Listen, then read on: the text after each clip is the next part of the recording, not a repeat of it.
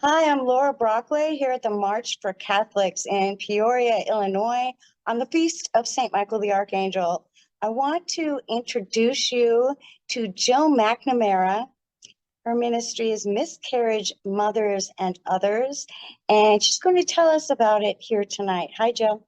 Hi, Laura. Thank you for inviting me. Oh, it's so exciting to be here with you to launch your podcast for your ministry and to hear all about it. First of all, how did you get involved in this work?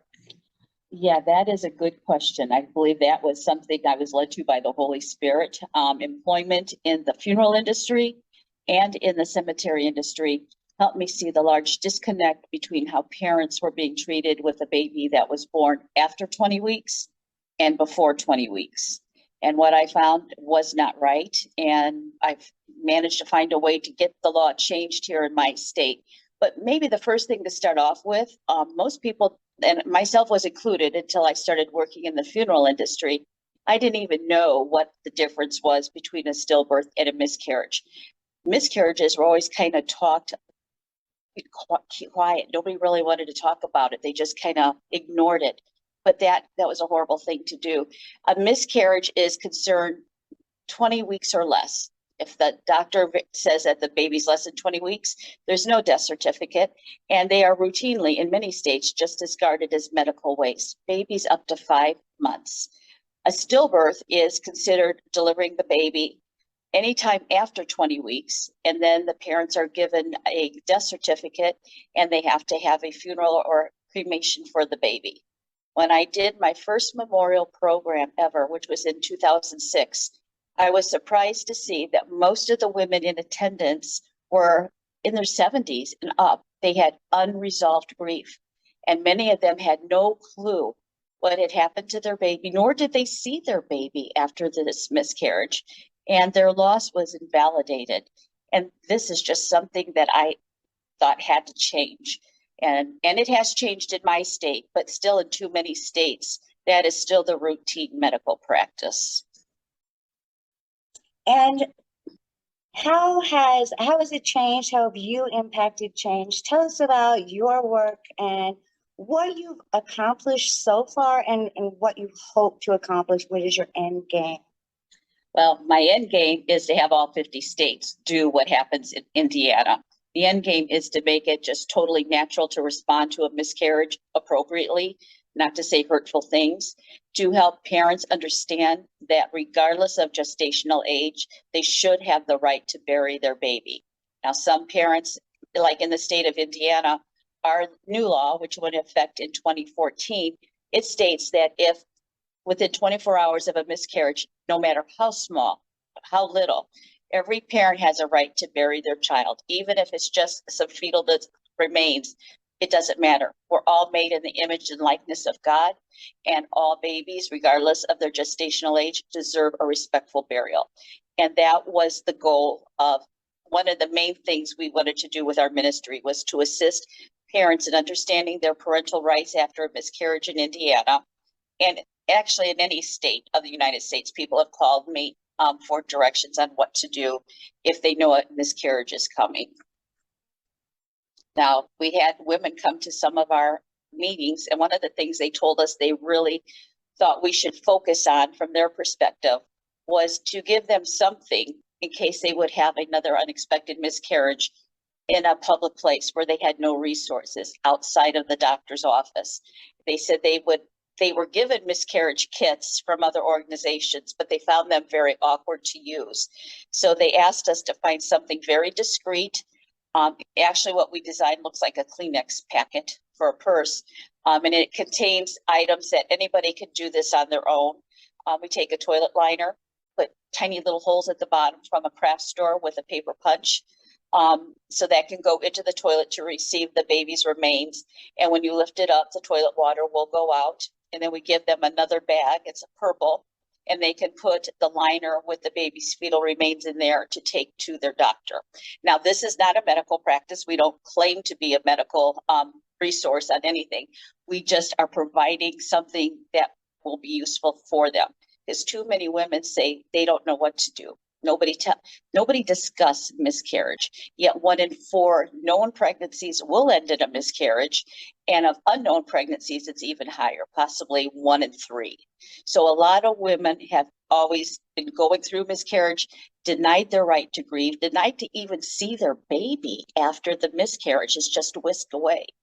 Now, what motivated me to get this done is, like, I call it my Jesus anger at the temple. At the time, I started in 2011 as a bereavement specialist for Elizabeth Ministry International. And I was closer to where the mother was in Illinois to maybe be able to assist her. She had miscarried, and she saw them put her baby in a biohazardous waste bag and go to carry it to put her baby inside the biohazardous waste container. She screamed and she said, no, my baby's not garbage. My baby's not garbage. She knew about parents' rights. She knew about the burial vessels we use.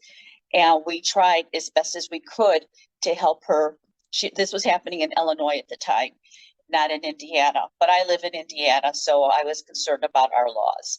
And eventually it took a long time. It's all God's time. I mean, I've had this information for quite a while and been trying to implement it. But now the law is passed, and now we're hoping parents in Indiana will know their law. Other states are also duplicating our law, which says within 24 hours, moms are to be told, dads are to be told, they have to choose that their babies will not automatically be discarded as medical waste, or they have a right to an individual burial. And that's where we become more active and involved. We want parents to know that they have this right going into the tragedy of a miscarriage, to know what to expect and to help prepare them for the worst. When we give them a miscarriage kit, we hope they never have to use it. But if they do, too many women that came to our meetings, they had all had to flush their babies down a toilet at a public facility. They had no recourse but to do that. And that's very sad, but it's very understandable how they could have been put in that position. So it's like over time, society has never acknowledged the child. And especially for us Catholics, when we don't acknowledge the loss of a child at miscarriage, it kind of, how can we claim that we believe in life at the moment of conception and yet ignore the needs to bury a little child, no matter how little, never too little, to bury their remains in a respectful manner? I have seen, and I've heard, and some places have even put it in the newspaper what they do. The hospital will offer a free program and tell parents we have a free program. But I don't think most parents really ask what that means. And in many cases, that means that healthcare facility is collecting miscarried babies over the course of a year, and they just sit there until the time just before this program they're going to have. Once a year burial program. Too much could go on in a year. Why isn't this baby being buried right away? What's happening to the baby? Is it actually being buried, or did it go somewhere else? So one of our things that we say a lot, we have got to stop the sin of allowing our children to be discarded as medical waste. And we have to start making sure, and we realize that we need to bury the child in a respectful manner. So stop the sin and start acknowledging the sanctity of life. And it's pretty hard to have closure and healing if your loved one is sitting somewhere for a year. It's just, if your child had been born and lived and then died, you wouldn't hang on to him for a year. You would bury the child. And you'll get no closure. And besides, it is our Catholic belief that we respect life from conception, natural conception, until natural death. And I'm horrified that Catholic hospitals are even discarding these children as medical waste, because they should know better. But I'm so proud of you, and I'm in awe of this woman as a powerhouse. She'll take on legislation. She got Governor Mike Pence in Indiana to sign a law giving parents the right to these burials. And she told me not to brag about her, but I'm going to take a minute to do that, if you don't mind. because I'm just in awe of all of Jill's work.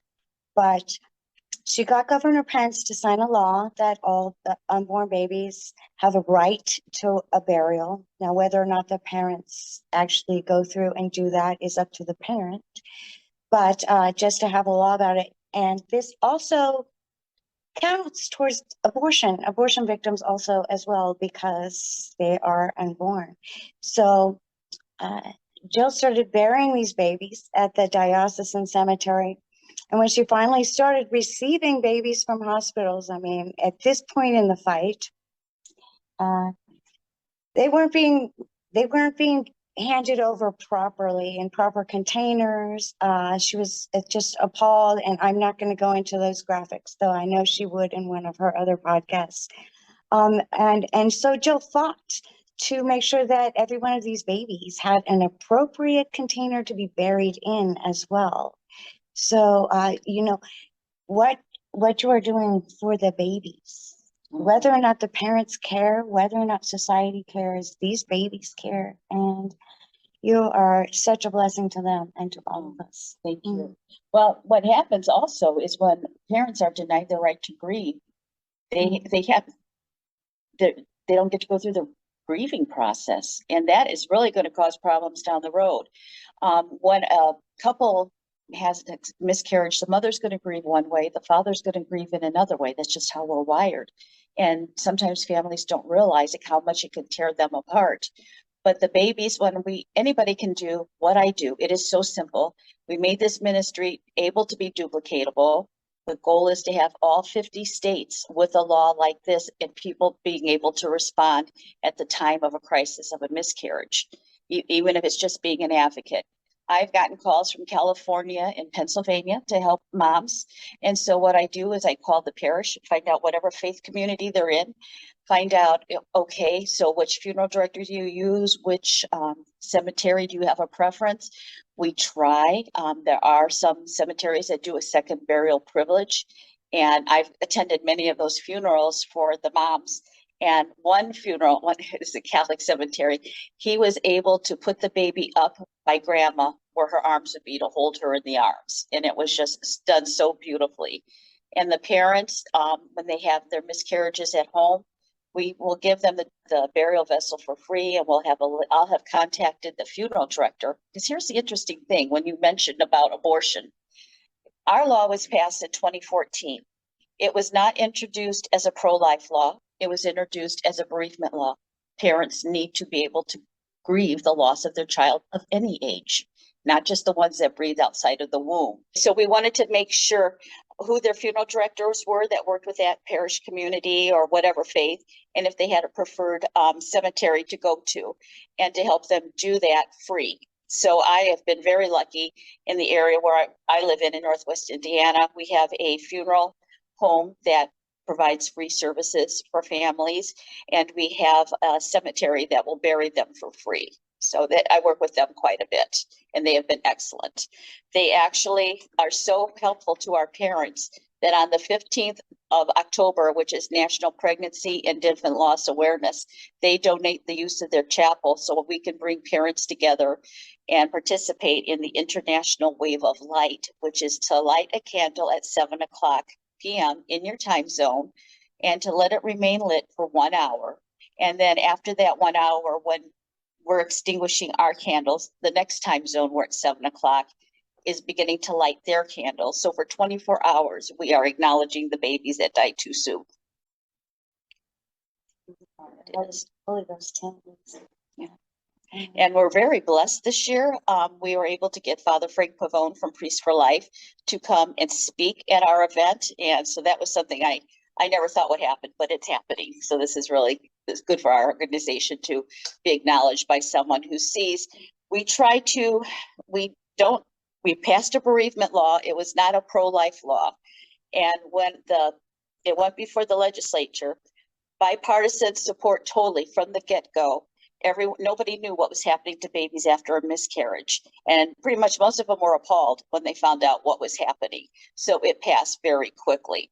But we just have to have parents, if they're going to allow the hospital to bury their baby, really ask, what is the hospital going to do with their baby? I'm going to hold it for a year. Is it commingled? It just doesn't make sense to hold on. We have to start seeing babies like we would see adults. We wouldn't commingle humans, and we should not be commingling human babies. It's just, so for the abortion part, a few years after my law, well, it's not my law, but it's the state of Indiana's law, they passed this law that refers to a fetus as an unborn child in there. So that was very good that we had the pro-choice language in there. Our Indiana Right to Life wanted to use pretty much the same protocol for babies who had been aborted. And it got some opposition. It was a pro-life law, not a bereavement law. It did make it to the Supreme Court. And so now in the state of Indiana, not only are miscarried remains able to be buried, but now babies that have been killed and murdered at Planned Parenthood, their fetal remains can no longer go anywhere else except to a funeral director to be buried as human remains. Now, to me, that's kind of sick in a way, because now they're saying they're killing babies, they're acknowledging they're killing babies. But if that parent, after her abortion, wants to bury her baby, she has the right in Indiana to do that now. So, but they are given what's called a burial transit permit. And that's when I worked at the cemetery, I would have to be given a burial transit permit. And those are only given for fetal remains of human babies. So you're human. If you're not human, you don't have a burial permit. So now also Planned Parenthood has to have their babies buried, which proves that they are children. And when you talk our ministry, we don't talk against abortion, although it's very hard, really sad for mothers to find out from the medical language that a miscarriage is called a spontaneous abortion. They don't hear the spontaneous part. They just hear that they've had an abortion, and that's very hurtful for them. So we try to prepare them to know they're going to hear some words that might hurt them, but they had miscarriage and it was their baby, and whatever we can do to provide them with comfort. And some funeral directors are just very, very sensitive and very helpful for them. So that's pretty much, like I said, what we do, anyone can do. Anyone can make a miscarriage kit like we make. We have a website. It's supposed to become more mobile friendly. That's our goal. So if you're in the midst of a miscarriage, you're going to be able to download what you need to know right away. So we haven't gotten there yet, but that's one of our major goals. And here at the conference, it's been great to be able to talk to so many people and to share what we do and encourage them to do the same thing. I know people are enjoying talking to you too. I'm getting a lot of compliments. So I'm telling everyone, you have to meet my friend Jill McNamara. She's a powerhouse, and she's not technically part of the pro-life movement, although she's pro-life. You did say we don't speak against abortion, and I wanted to clarify that because she's definitely against abortion, but her mission is not to end abortion. It is to get these miscarried babies. So they are against abortion. They just don't do the speaking against it. So I call it like the Jesus approach. Because I didn't want anyone to think you were pro-abort. No, I'm not. Definitely not. No, I used to be a sidewalk counselor. Right, right. And you know what? This is what's so interesting, because science just validates the child in the womb so much. There was the 1996 Northwestern University was able to detect that burst of light at the moment of conception. Mm-hmm. And then we've also learned about fetal microchimerism, which is the biological connection between a mother and her child that does not end when the life is terminated. The body doesn't discriminate how the child's life ended. Was it natural or induced?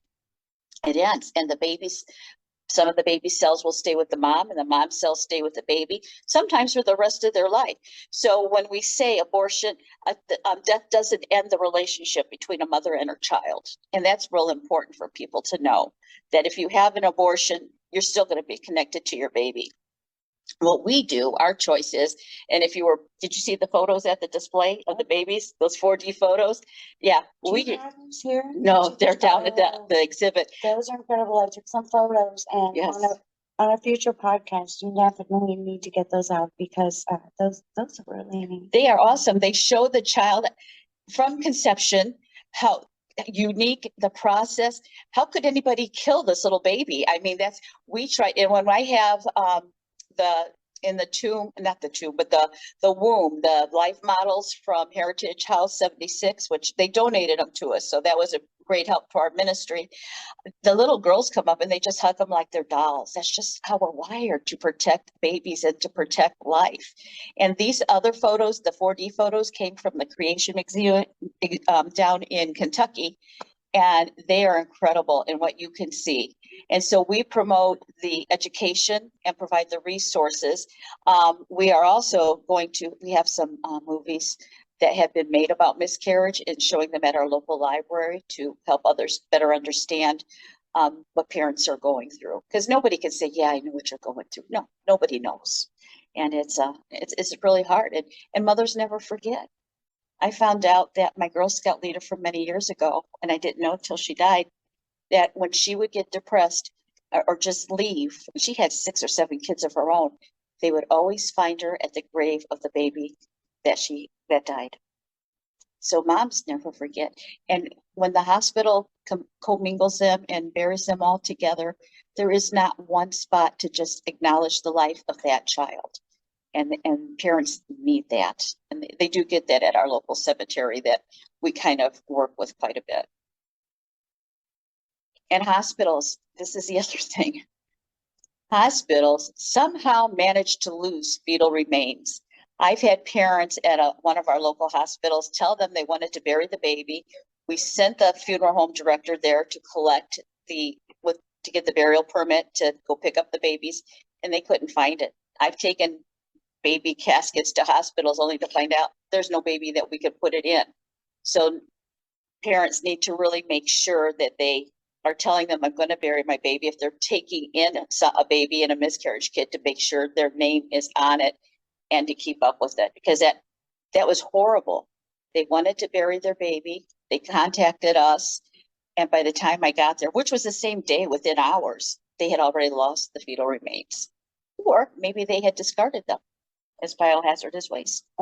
We don't know what they do with all the remains of babies. I'm not accusing any hospital of anything, but we don't know. They're not selling off the pieces like they do at Planned Parenthood. I mean, if you don't know, you don't know. And we're also, it is an Indiana state law mandated to go, it went into effect October 1st in 2014. We have a lot of hospitals that are in non-compliance. So we're also working with the Attorney General's office to file complaints. And with the health department said, send them to us, but they would be easy to overlook if, somebody's not tracking. So I've called them and I've submitted some complaints for moms who are just too traumatized to tell their story. And they said they would accept me being the advocate for them for when these incidents have happened. So that's another big thing we're trying to bring awareness on. Now, how can other people, you said that anyone can start this ministry. What would you advise for them to contact you, or how would you tell someone in another state to get started doing this? Well, first off, if they would, depending on what state they're in, we'd look and see what pre-existing laws they already have. And then make sure if they wanted to introduce a bereavement law, not a pro-life law, to fine tune it a tad bit until people understand what we're doing is just treating respectfully all life. The miscarriage kits are easily duplicatable. They can be made and distributed. I use a lot. In 2011, I became a bereavement specialist for Elizabeth Ministry International. They put out a great pastoral guide, and we use that a lot. There was no need to reinvent the wheel in this ministry. They had spent a lot of time in putting it together, and we download their information to send to parents, depending on what their need is, or to grandparents. And there's even things siblings can do and neighbors can do. But when someone has a miscarriage and you don't know what to do, doing nothing is never the right thing. We have to acknowledge their loss, even if you're the neighbor, because your OBGYN, their OBGYN has already submitted to somebody on a mailing list to make some money, the names of the mothers that are, when they're going to deliver. So when you miscarry, none of those advertisers or companies are aware of your miscarriage, and you will start getting coupons for diapers and all kinds of baby related information. So even just having somebody filter out all the things from the Daily Mail that comes in that were sent to them from a computer pretty much because they were expected to have a delivery and the baby would need these things down the road. So to take those out, that would be awesome as well. Yeah, food service, lawns, laundry, everybody, a community should be supporting parents after this loss. And even employers need to acknowledge that it takes a long time for that mom to heal, and she should not be expected to go to work. I've had moms tell me that their bosses denied them time off after a miscarriage because it wasn't a baby. It's like, wow. We need to change hearts and minds because that is what they've been programmed. Yes. That the unborn are not human. They've dehumanized the unborn. And it's interesting to me that in a society that cares so much about feelings, and the proof too is in the fact that if you call it a bereavement law, oh, that's about feelings. Mm-hmm. But if it's an abortion law, that's my body, my choice. It's nonsense. So everything, everything has its purpose, but you've gone at this in such a brilliant manner with your entire heart. And well, first of all, just thank you for all of your work. Oh, you're welcome. But I know you have big plans. You're not done. No. I said to her, "What's your end game?" I'm not resting until all 50 states, every miscarried child in all 50 states at least has the opportunity for a burial. And these babies are so grateful. Yeah, and they're alive from the moment of conception. They have their soul. Yeah. So I don't know how people cannot figure this out. It's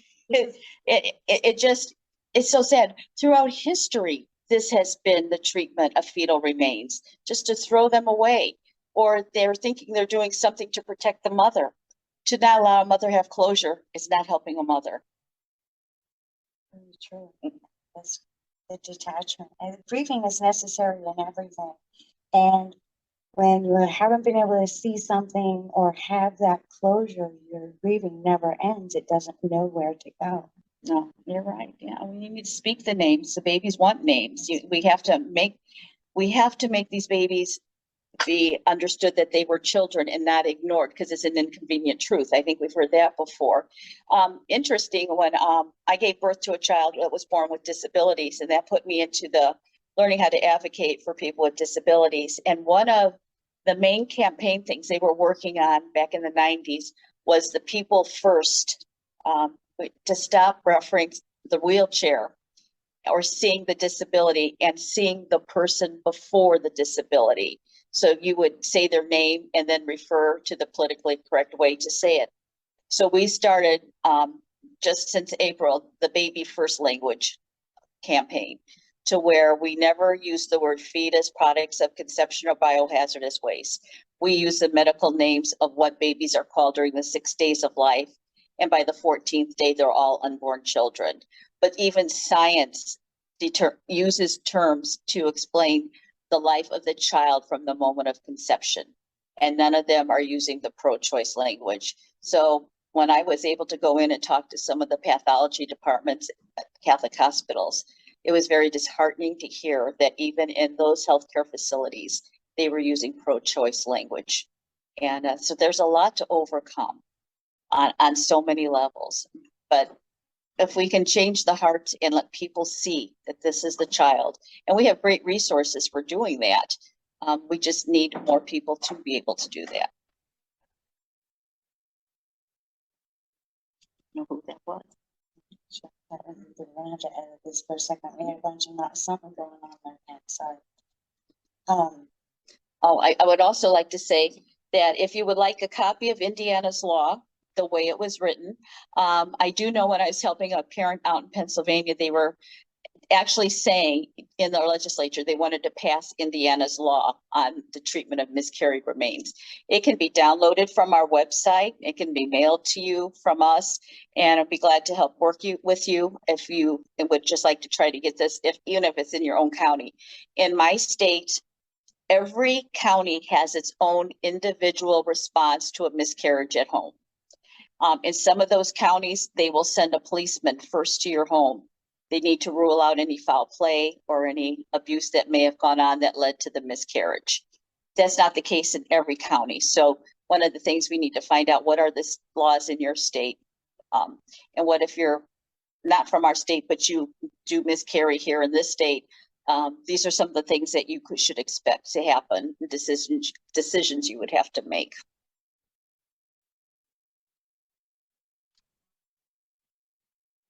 Going forward, I have mentioned that you have big plans, and one of your big plans is to continue to produce this podcast, a podcast. Why don't you tell us a little bit about what we can expect from future podcasts? Well, in future podcasts, what we're going to do, what I'm going to talk about are things that are contained in the pastoral guide from Elizabeth Ministry, interject some of the personal experiences we've had in our own ministry and what we do, and just to help other people understand what to say and what to do, what not to say and what not to do when a miscarriage happens.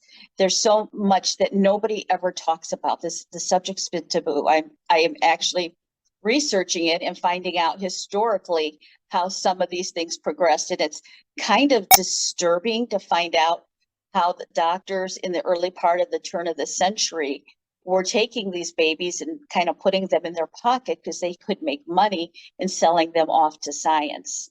And that was one of the, that's why the parents never would see their baby, because the doctor had another intent for their baby. It's very disturbing. And then also some women don't grieve their miscarriage. It does, and they don't know why. But then I know women who say, all I can think of is they've put barriers around their heart to deny that they've had such a pain.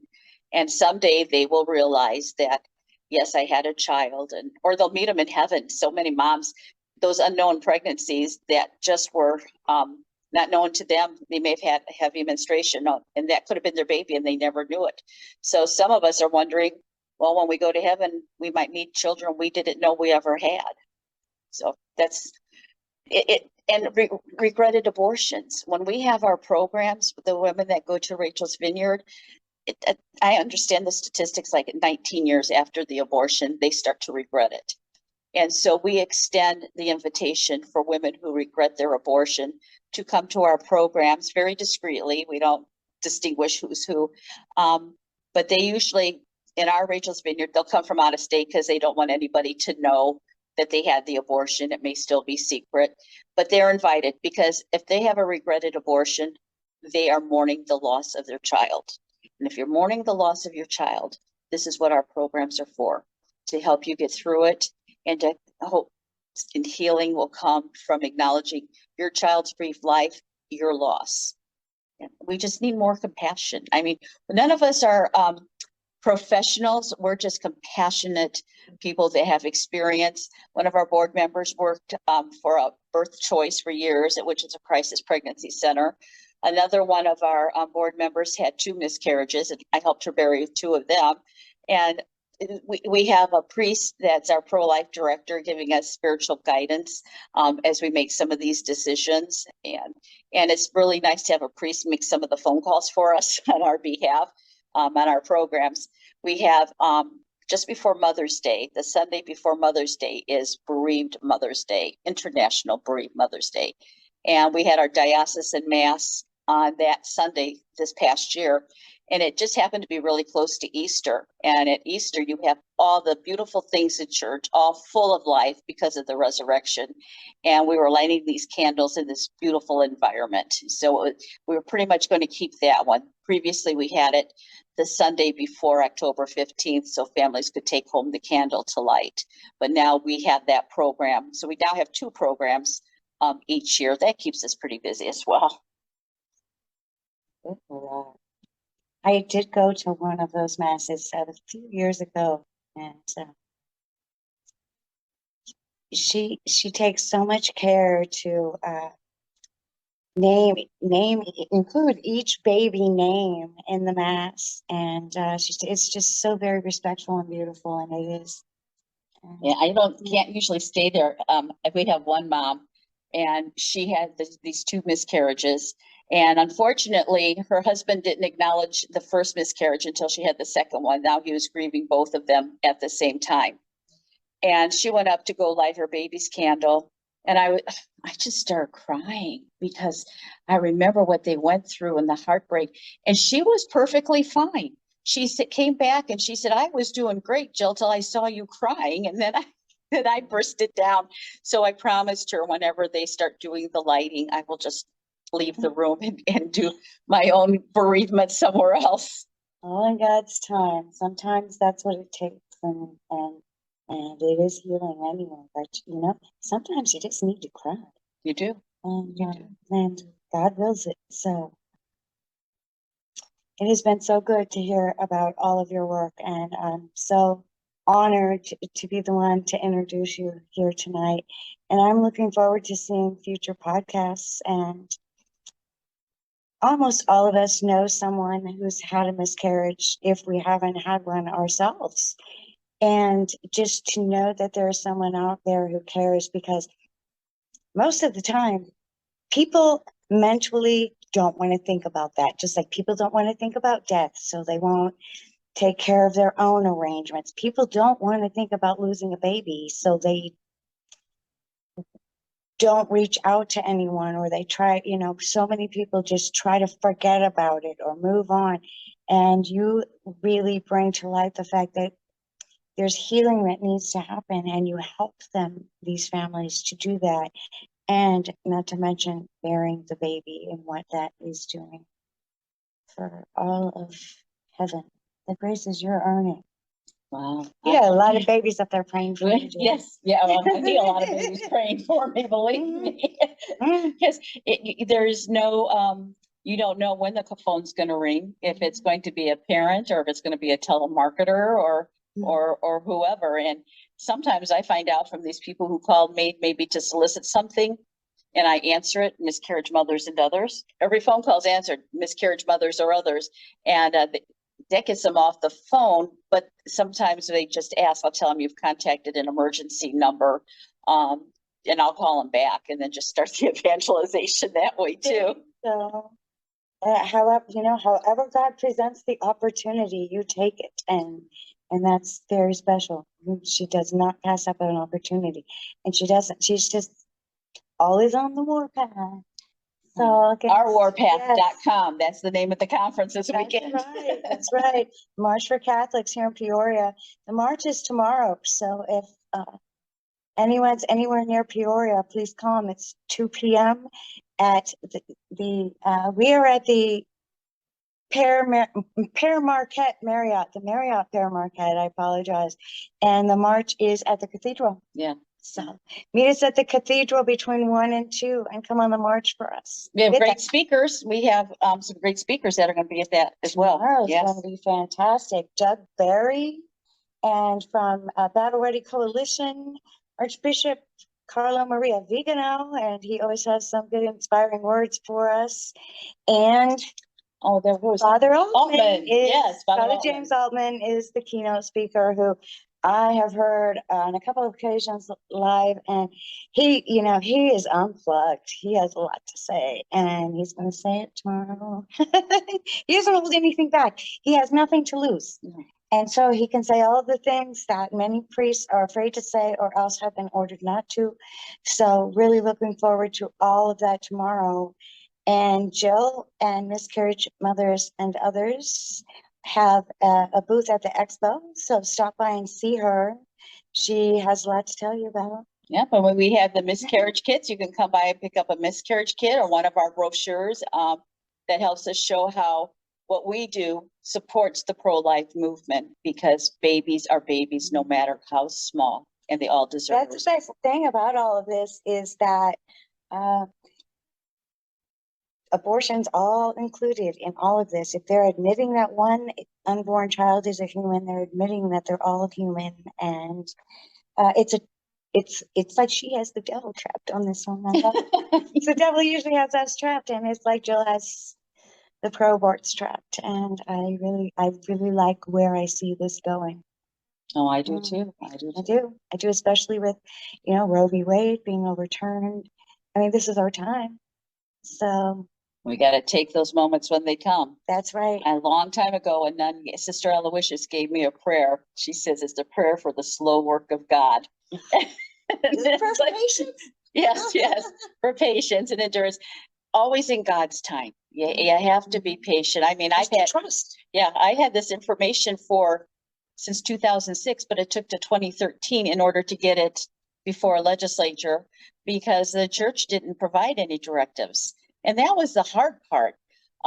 Catholic hospitals say, well, give us directives. And I went through and found out that there really haven't been any directives for many years. And so we have to do it this way. There's so much work for you to do, and I know I know you have a plan for all of it. So, thank you. Oh, you're welcome. Thank you from the babies. They're welcome too. And thank you for allowing us to get the message out. Because having all this information and not being able to share it. It's an honor for me to be here with you. It truly is. So, and it's not just thank you for having me. Have you? You can edit that, but thank you, Jesus. I feel like I'm the blessed one that gets to sit here as though I deserve to be in the room with a woman so amazing as Jill McNamara. I'm in awe of her resilience and her stamina, her everything. She's just so determined for the right reasons, for the babies, for the fact that this is a human being that's just being thrown away as garbage. This is a baby someone was planning a crib for and a name for and planning their whole life around, being thrown away as garbage or medical waste. It reminds me when we say that, it's funny because I once had to have a tooth pulled and I had my baby teeth still, so I wanted to keep this tooth I had to have pulled as an adult. And the dentist said, that's medical waste. We can't let you take that. That's medical waste. So every time I hear you say that about the babies, I think of that tooth and I think, that's disgusting. They're classifying this this life as the same as a dead tooth. And as everything else too, but I'm sorry, we can even edit that because that probably didn't even matter. I mean, wrap it up. But that's what every time you say that, I think of that tooth and how they wouldn't let me take my tooth home. I got to take my tonsils home after my surgery. I was doing so bad in biology class. I was advocating for myself back then. And it was like I asked my biology teacher, can I bring my tonsils in and get some kind of credit? Because they had holes in them. And yes, she allowed me to.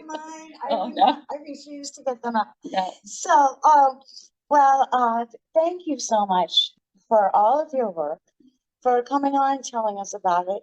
I'm really looking forward to your future podcasts with your information you're going to be sharing. Yes, yes. And we're hopefully we're going to be training people as well. And we're going to be doing that training on Zoom. It's still in the works, but anybody who would like to bring this to their community, we'd be glad to train you to see.